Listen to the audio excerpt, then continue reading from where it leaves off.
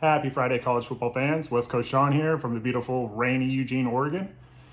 Let's talk about these epic games coming up this week.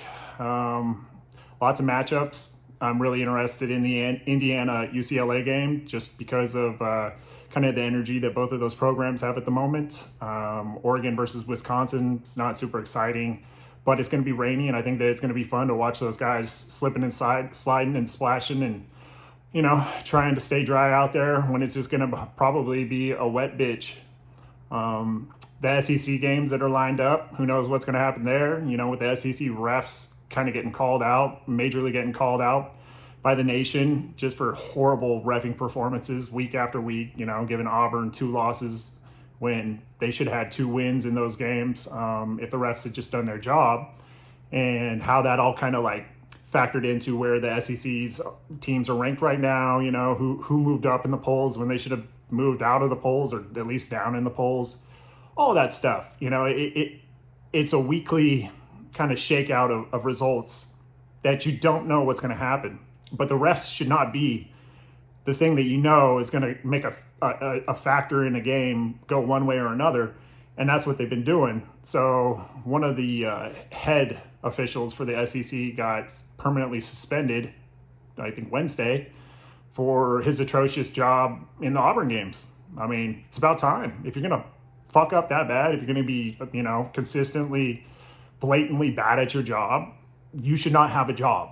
At least you should not be getting paid, the amounts that these SEC refs are getting paid, and be put on the platform in a format like those huge ranked matchups have been, and just be allowed to continue to just be inept. It's about time, SEC. Just don't go hire no Pac-12 refs to replace, the guys that you got to fire or move out, because the Pac-12 was really fucking bad too for a long time. And that was the best thing I think about the Pac-12 dissolving as a conference was like, well, at least we don't have to watch those Pac-12 refs anymore.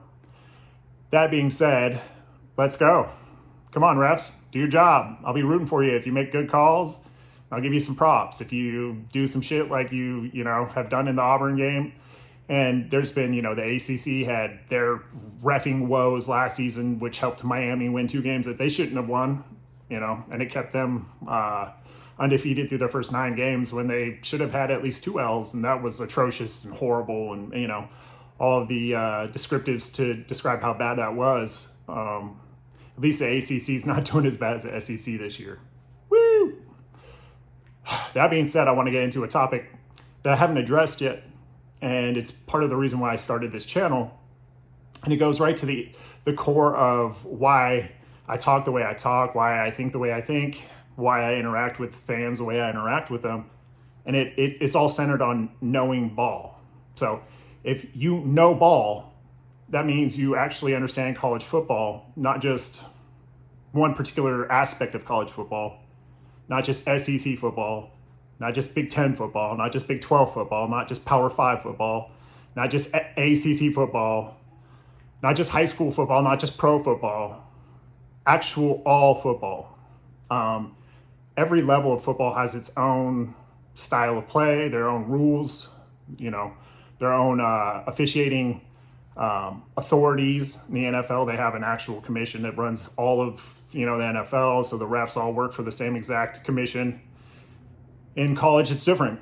It's conference guided officiating, so each conference has their own officials for their conference. I would really like to see the NCAA have just like an actual officiating group, freaking make them a union. Sorry, slipping on that word for a minute, but let them unionize underneath the banner of the NCAA, and then pay them accordingly. Because with all of the betting that's going on nowadays, I mean, there's just so many things that are hinging on the outcomes of games, plays, individual plays, and cumulative plays that really affect every bit of a game. So if we could have more consistency across the board and not just say, well, we're going to call this in this conference and we're going to call that in that conference because those are the things that are most, prescient to us as an officiating crew, you're doing a disservice to the entire landscape of college football. And I think that has definitely bled over to the people that don't know ball and think that just like, especially I'll use the SEC as my main catalyst for this point that I'm trying to make. It's so frustrating to be in a chat group with SEC fans who literally don't watch other conferences play. They don't give the other conferences credit for being competitive or dominant or elite. Definitely not better than the SEC. Those ignorant, arrogant, biased SEC fans like think that SEC's always has been and always will be the best conference in college football are so wrong. You can't even talk to them like logically. You can't have any type of conversation, you can't have any debate because they're always going to fall back on ignorance and bias. They can't accept the truth of reality that the SEC is not the most dominant conference in the country anymore. Were they for a long time in recent history? Yes. But there's so many factors that go into what made them the most dominant conference. Natties, talent, wins, win records versus losses, bowl game outcomes. They're not talking about how they paid players, how they became that dominant conference through paying players illegally. So without acknowledging that and understanding the history that went into that, dynasty of the SEC dominance, you can't actually talk ball. You don't know ball. I know ball. You know why? I've watched over 20 games a week for the last 20 plus years. Every conference. I love football. I love college football. I don't love pro nearly as much as I love college football. I basically watch pro football, the NFL, just to see the athletes from Oregon and how they're performing in the NFL. Justin Herbert, Bo Nix. I love the Chargers. I love the Broncos. I love the Bucs. The Buccaneers have been great because they got Bucky Irving and they got Tez Johnson now, and they got, they got the talent that's exciting to watch. And I want to cheer for those guys. I want to see them succeed and thrive in their careers and in their lives. So that's basically the only reason I watch the NFL. But I watch college football like a junkie. Like, I cannot get enough of it. It's not just Big Ten football now that Oregon's in the Big Ten. It's not just West Coast football because I'm a West Coast, homer. It's every level of college football, from FCS to FBS. If there's a decent matchup, I'm going to watch it. Even if there's not a decent matchup, a lot of times I'll watch games just to see how the dominant team in the matchup is performing. I'm not somebody who hate watches necessarily, but I definitely do root against the SEC in general because the fan bases are so freaking dumb and so arrogant that they are very hateable. They're very dislikable. So if you aren't watching every single conference in college football, you don't know ball. So that's just one prerequisite to knowing ball. Second is I'm highly intelligent. I'm off the fucking charts intelligent in more categories of intelligence than not. Super perceptive. My memory is insanely good. It's been a detriment a lot of my life to not be able to forget certain shit.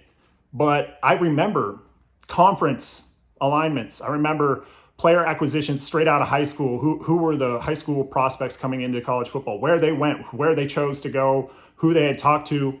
And then all the way through the development of those players when they get into a program, how a program changes through different coaching staffs, how a program changes through the different eras of college football when, fast-paced tempos came out with basically Chip Kelly and the Ducks and then Baylor. And you see how they were completely evolving college football to be something much different than the smash mouth, SEC standard that had been set for winning national championships. If you don't know the history of college football, then you don't know ball. If you don't know the evolution of college football, you don't know ball. If you don't know athletes and what it takes to be an elite athlete and what the competitive levels are in college football, you don't know ball. If you don't understand culture, what it takes to have a winning culture, what it takes to have a place where players want to come, be developed, be a part of a family, and grow as young men into adults, and then go on to the next phase of their life, hopefully in the NFL or in the professional career that'll help them, succeed in life. You don't know ball. If you don't actually know that stuff, if you don't actually have an awareness of that stuff, you don't know ball. I get so tired of being in these chat groups with SEC fans or even Homer Oregon fans that just literally don't know shit about what it takes to make a team legitimately dominant week in and week out, year in and year out, decade after decade. They just think like, oh, things are good, so I'm going to root for the Ducks. Or I didn't like that pass that Dante threw. That's Dante's fault. It's not Will Stein's fault. Well, when Will Stein's calling the plays and he is giving the game plan for every single play after play after play, and if those plays are not being effective, meaning they're not getting us positive yardage and or moving the chains at any, decent frequency, then it is on the play caller. Dante Moore in Indiana did not play up to his best. Yeah, he missed open reads. He, made some mistakes in space where he was getting pressured and he didn't throw the ball away. And so he got sacked. Those things are on Dante. But putting him in the position to utilize his best players and giving him the best plays to try to be the most effective that we could be on offense is on Will Stein. So when Will Stein shits the bed for the first half of a game, and then Dante's looking all flustered, he's not in a flow, he's not in the zone, and he has a bad performance, people want to blame Dante or say, well, Dante deserves, some of the fault in that. And yeah, he does deserve some of the fault, but not the majority of the fault. When there's a consistency of horrible play calling and it's blatant to people in their armchairs at home, just watching on TV, why did you call that play again? It got absolutely no yards in the first 3 attempts. They're totally dialed in on us using the, screen pass, trying to get to the edge using sweeps and motion is not helping. Our stunts are the only thing that are basically helping us on defense, but we're not tackling in space. All of these things matter. They're all individualized. So yeah, you can't just put it all on one person or one coordinator. But when it accumulates and then it's clear that if the leader of the offense being Will Stein was actually paying attention and being, hypersensitive to what's actually happening on the field and then making crucial adjustments to go, well, I mean, they're shutting us down there. Well, let's try this. What are we being effective with? What are they not able to stop? Oh, the inside zone run. Like that's, if you're able to run the ball up the gut, you hand the ball off until they stop you. And we didn't do that. We went, oh, we're being effective running the ball up the gut. But let's try something else. And that is the most ignorant, dumb fucking mentality to have when you're calling plays against a top 5 team, which Indiana was a top, they might not have been ranked in the top 5 when we played them, but they are definitely a top 5 team, if not a top 2 team now. And it's just super frustrating to have people not know what the hell they're talking about when they try to critique me as a fan and as a college football aficionado and junkie, being like, well, that's not what I saw. It's like, I don't give a fuck what you saw. If you don't know ball, then I don't give a shit what you think. I don't care what you say. I don't care what you feel. I'm literally out here trying to enlighten you about what the fuck's going on, and you're being super argumentative and retardedly ignorant in trying to respond to me to make yourself feel better or to not look like an idiot in a chat group when I get hella more likes than I get dislikes, or even if I'm in a debate with somebody or an argument in a chat group, people side with me. I mean, people look at what I say and they're like, yeah, dude, that guy's spitting truth. Whereas other dudes who are just haters are like, oh, I got a couple likes on my response to you. It's like, yeah, well, I had dozens of likes to my comment because people understand what the fuck I'm saying, where I'm coming from, and appreciate what I know. So that's all a part of knowing ball. Do you know ball? I do. If you do, I'd love to talk to you. The people that are actually, curious and open to understanding what's actually going on in a football game, in a program, in a culture.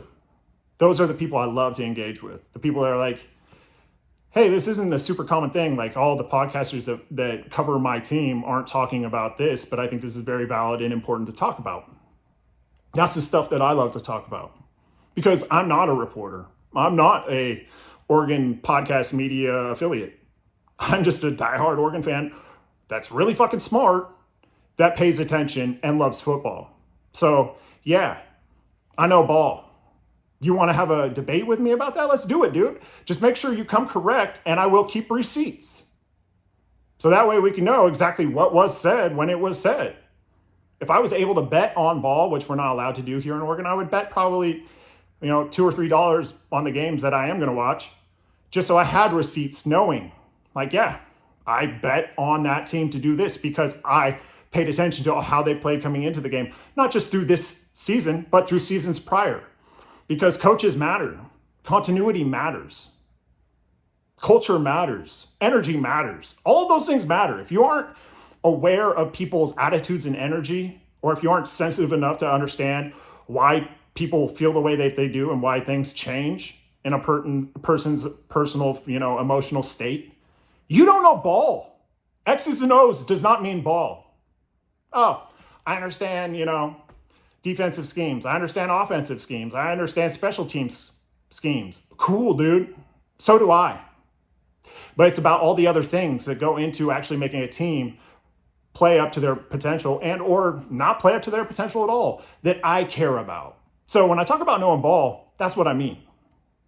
If you actually do know ball, please interact with me. And I'm so grateful that I've had an awesome group of people already start to follow my channel and engage with me on, like most of the people that have decided to follow me find me in chat groups and are like, oh, dude, this dude just smoked these SEC fools or these ignorant freaking Big Ten, these Michigan guys, this OSU guy, which there's plenty of ignorant ass OSU fans out there, or this Penn State guy. It's like people that witness me having interactions with other fans or haters, and they go, that dude is spitting truth. Like I connect with what he's saying way more than I connect with the narrative that's even started this podcast or whatever. Like I dig what he's saying, so I'm going to give him a follow because it seems to be like he's bringing up things that are actually interesting to me. And that comes with knowing ball. I don't just, harp on the same shit that every other media member is going to say. It's not even something I'm interested in. I'm not here trying to be a copycat. If I did, there's plenty of awesome Oregon podcasters out there that I've already, highlighted. Freaking Eric Scopel's probably my favorite, but Zachary Neal is epic in himself. Travis Brookley, very knowledgeable, very articulate, knows ball. There's a Hamp of Ryan Winter. Another dude knows ball. You don't have to even have played football to know ball. My best friend played for Oregon. Full ride scholarship. I don't even drop his name because I don't need that clout. I don't need that validation to be like, well, my best friend is this dude. So, give me the props for just having a friend that actually played ball and knows ball and, was in the Oregon program for 4 years. No, I don't need that. What I do need is interactions with people that do know ball. And I get fucking hyped when some ignorant motherfuckers come at me in chat groups and just start blah, blah, blah, blah, blah. And as I shut them down, I smoke them. I fucking bulldoze them. Whatever it is, whenever it's needed. If you bring shitty energy to me, dude, I'm going to hit it so hard back at you that you're probably going to feel like a bitch. If you come at me hard enough, thinking that, oh, I'm just going to be a fucking troll or I know more than him because he doesn't think that Alabama's the best team in the nation and I know they're the best team in the nation because I'm a Bama diehard guy, I'm going to shut you down. And I'm going to really make you either keep denying reality or I'm going to make you actually check yourself in reality. And I enjoy it so much. I don't know why. It's like winning a debate against, ignorant or arrogant or biased fans. Just brings a sense of satisfaction to me. And it's not because I like hurting people's feelings. It's because I like that anybody else is going to watch or look at or come across that chat is going to go, oh, yeah, that guy's an idiot. And this guy, West Coast Sean, hit him with all these legit facts and all these points to validate what his opinion was and why he is debating with this guy or arguing with this guy.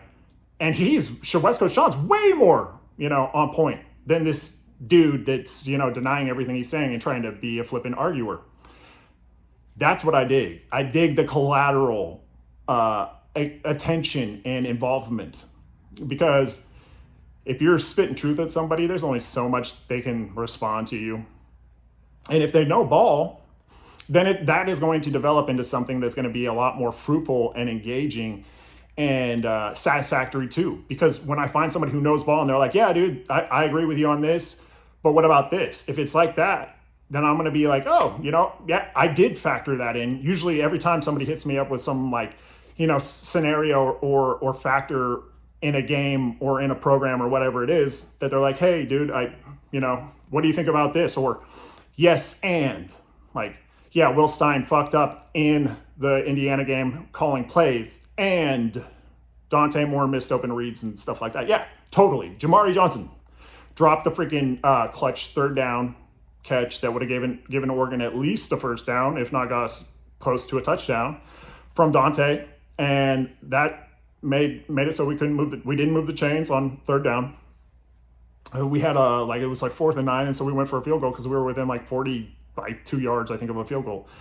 Might have only been a 39-yard field goal or a 41, and we missed it.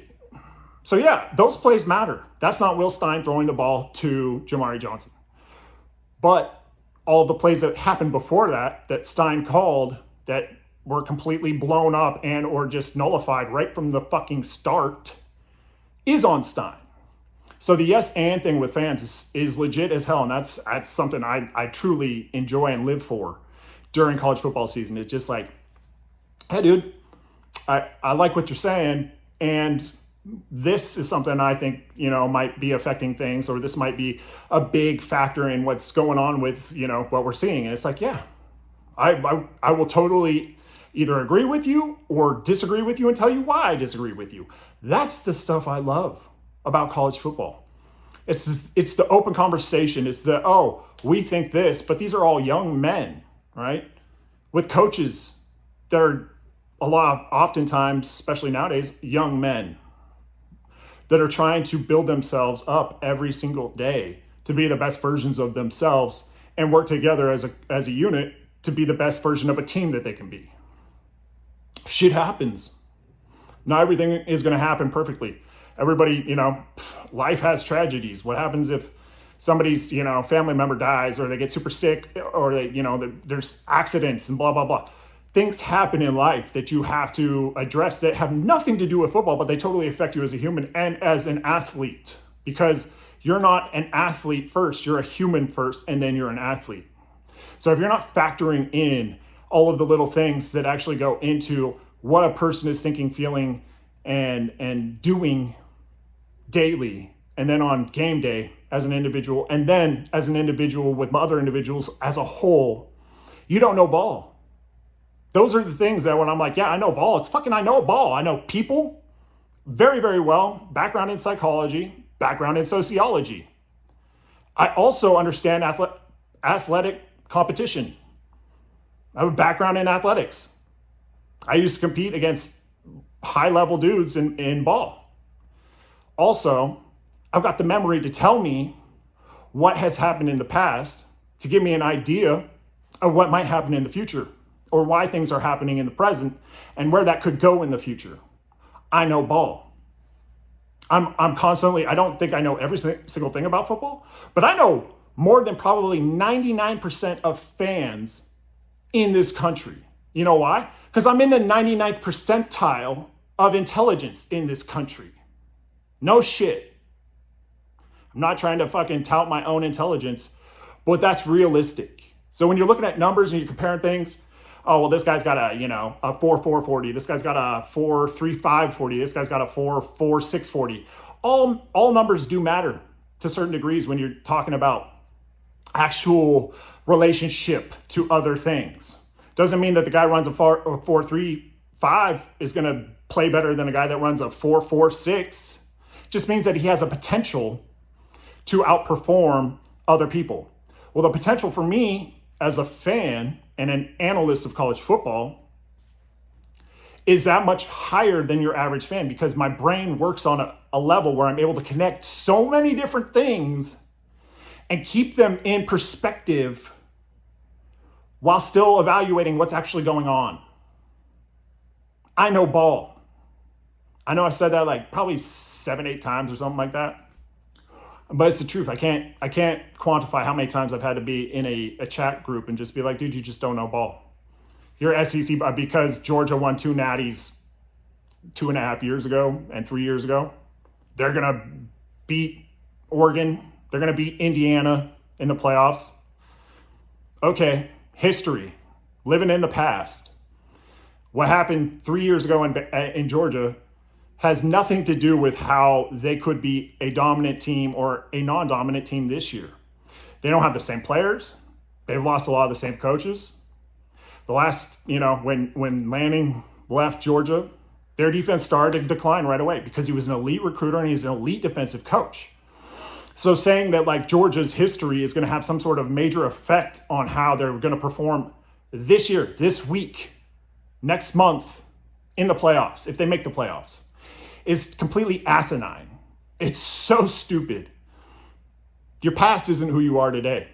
It might totally affect who you are today, but it doesn't give you the freaking straight up, dominant factor. It's not like, yeah, well, we just got, extra juice forever since we won those natties. We're always going to have the competitive edge because we won those natties. Yeah, I'm just, dominant. UGA, woo. Yeah, we're going to beat everybody because we're UGA, because we've beaten people in the past and we won natties. It's so fucking dumb.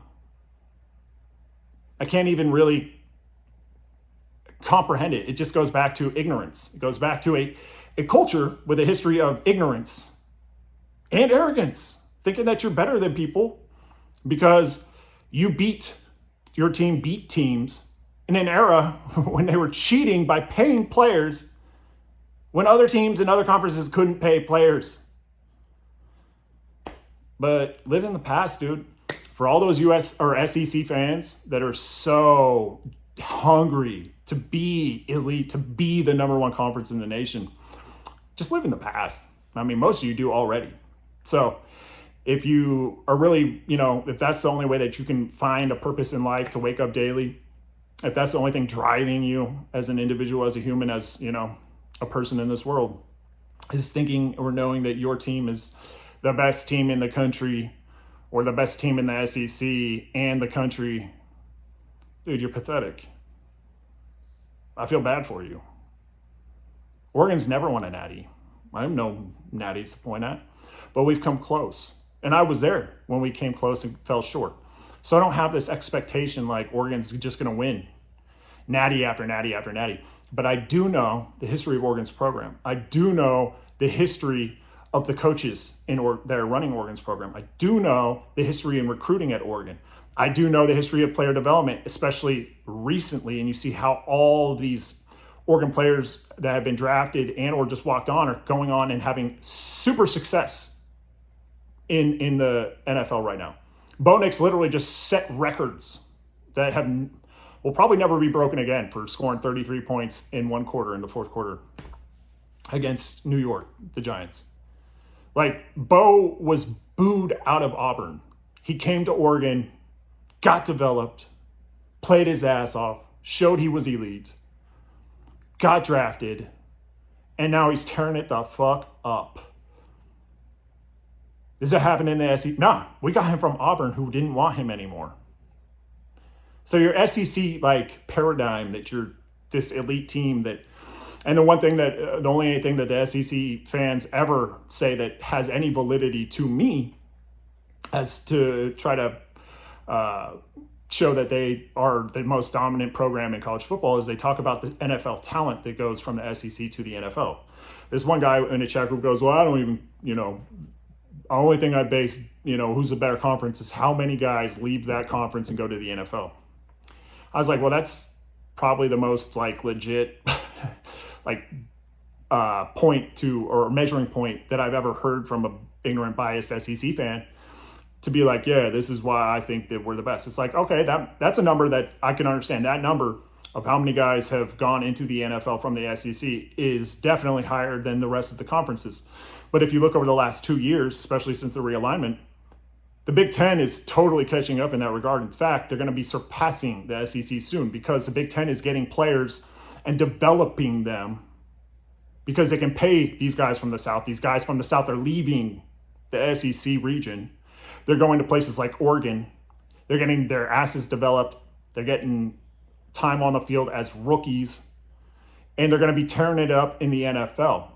You know how many Oregon's draft numbers keep breaking records every year, whereas SEC teams are losing the amount of numbers that they had previous years. Their number for guys drafted is going lower and lower. You think Florida's going to be sending a ton of dudes to the NFL the way that they're playing? I think GMs, head coaches, scouts are out there like, yeah, they got a losing record, but this guy will thrive in the NFL. They see potential and they go, well, this guy's, when he does have moments that flash or when they are successful, he's doing it against SEC competition. So we know that he should be able to hang at a professional level if he continues to grow, if he continues to, perform the way he's performing. But if they aren't actually getting the chance to show and get developed and to thrive because they're constantly getting put down by media. They're constantly getting put down by fans if they take a loss. They're constantly being doubted because the SEC is so tough, right? The SEC competition is so tough. No, it's mediocre. It's so mediocre that everybody's getting kind of lost in the soup of mediocrity. Who's really good? Who knows? I mean, we'll have to wait until basically the playoffs and the bowl games to know what the SEC's best look like against the Big Ten's best or the ACC's best. And until we know that, it's hard to really determine what guys are actually going to perform against like legit pro level competition, because the SEC doesn't have the dominance of all of the elite athletes anymore. So if they're not elite athlete against elite athlete in every position, you don't know. All right, well, they played guys that were 3 stars or 4 stars and they performed the way that they did last week. What does that mean? Are they really good? Are they mediocre? Are they not that good? If you're not playing top tier competition, you don't know. And saying that you're playing top tier competition because a team is 6-1 or undefeated when they should have had an extra loss just because of the refs helping them out and giving them a win when it should have definitely been an L in the column, you're not playing against elite teams. That's a 5-2 team at best. And you're like, well, they did, they lost to an elite team in Georgia. Georgia should be 5-2. Auburn should be the 3rd best team in the SEC right now. How crazy is that to say? How many people are shitting on Auburn daily? And they should actually be sitting with a legit record in the SEC and be looked at as fucking dangerous for any SEC team to play. Especially, look at Bama. We know what Bama's woes are just with the rivalry. Rivalries go into knowing ball too. If you don't have an understanding of rivalry history, you don't know ball.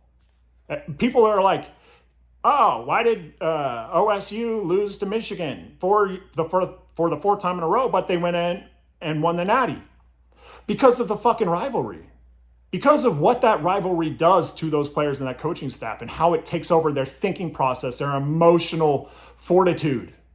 If you don't understand that, you don't fucking know ball. Because guess what? That's huge. That's such a big edge. That's a competitive factor that you have to pay attention to and value when you're comparing teams. Everybody's saying that, OSU looks unbeatable right now, and they do. Playing great in every aspect of the game. But they haven't played super tough competition to this point yet.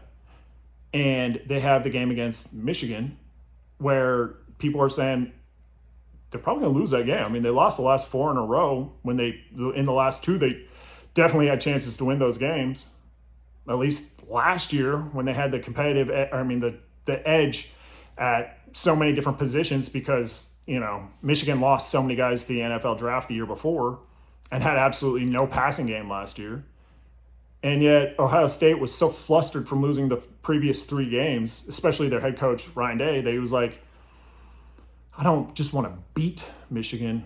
I want to beat them in their own style of game. I'm going to do smash mouth football. It's like, well, you got the best fucking wide receiver in the nation. Why wouldn't you just throw to him constantly until they show you that that's not an option? And he's like, nah, they're not going to throw to their wide receivers. They don't have a top wide receiver in the nation, so I'm not going to do it. I'm going to beat them at their own game. you're fucking retarded, dude. He literally got called out for the most retarded coaching. That was like a Will Stein-esque coaching move. To be like, yeah, I mean, I'm not going to pay attention to what's going on the field and make critical adjustments. I'm just going to hope and pray that my shitty game plan pays out this week against competition that came ready to beat us. So, long-winded answers or reasoning for why I claim to know ball. Again, if you don't understand athletic competitiveness, if you don't understand recruiting, if you don't understand history, not just in certain conferences, but across the entire nation, if you don't understand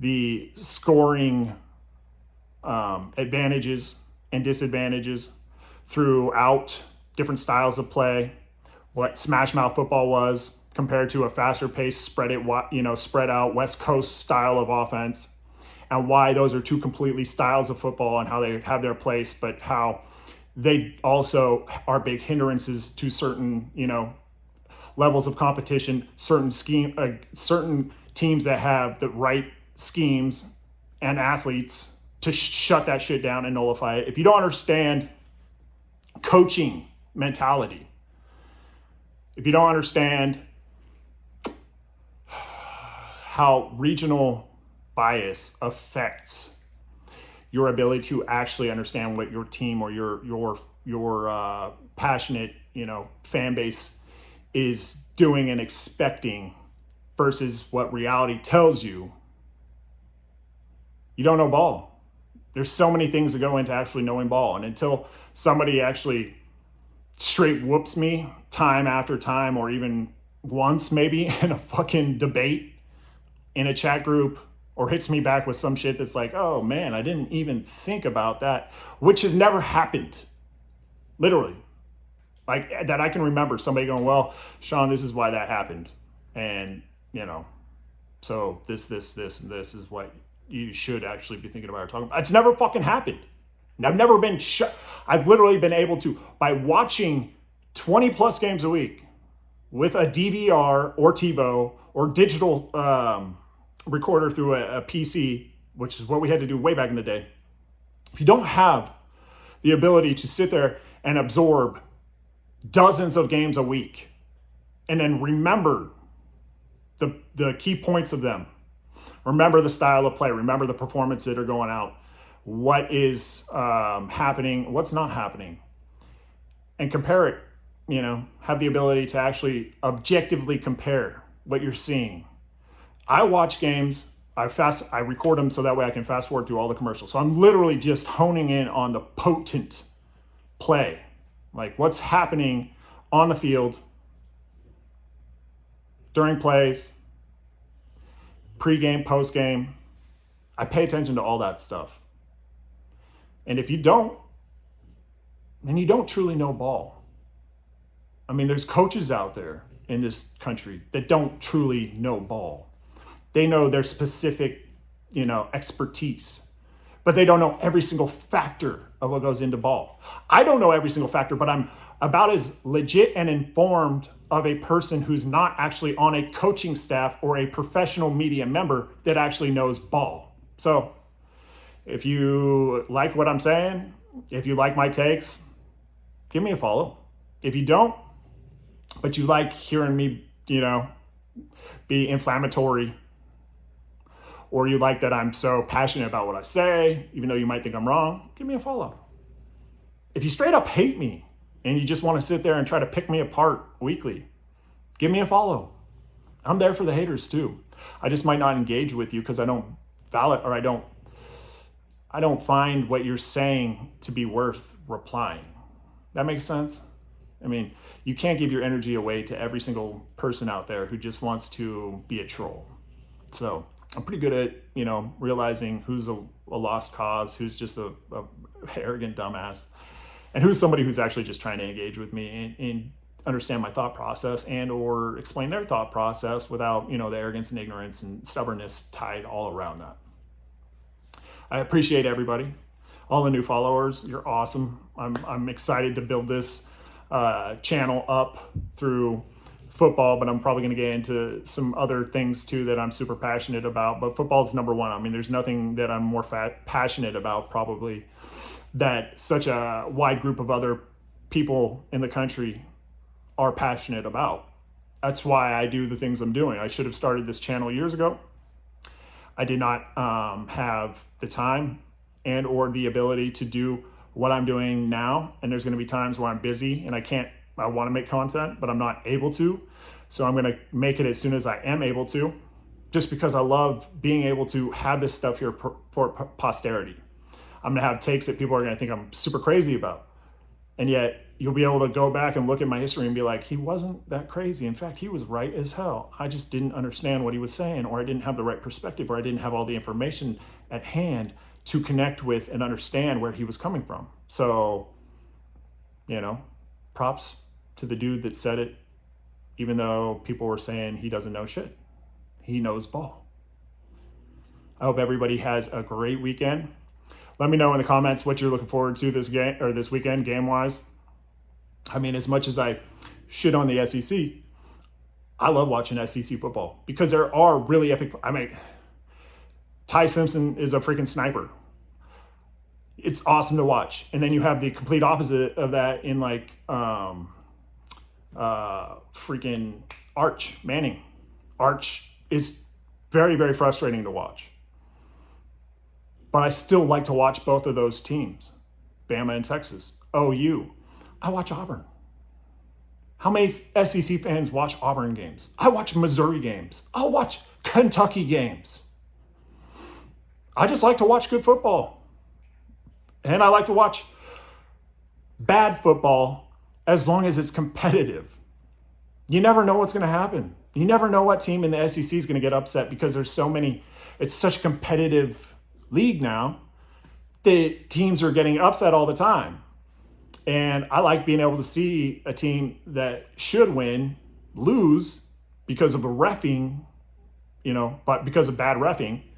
I like to watch those games anyways, even though I'm super frustrated and very upset for the team that got screwed over by the refs. But I still want to see what's going on. People saying that like, oh, OU would have won. No, OU wouldn't have won the game for cheating, by throwing that pass to the wide receiver that went out there and faked that he subbed. That's an unsportsmanlike conduct.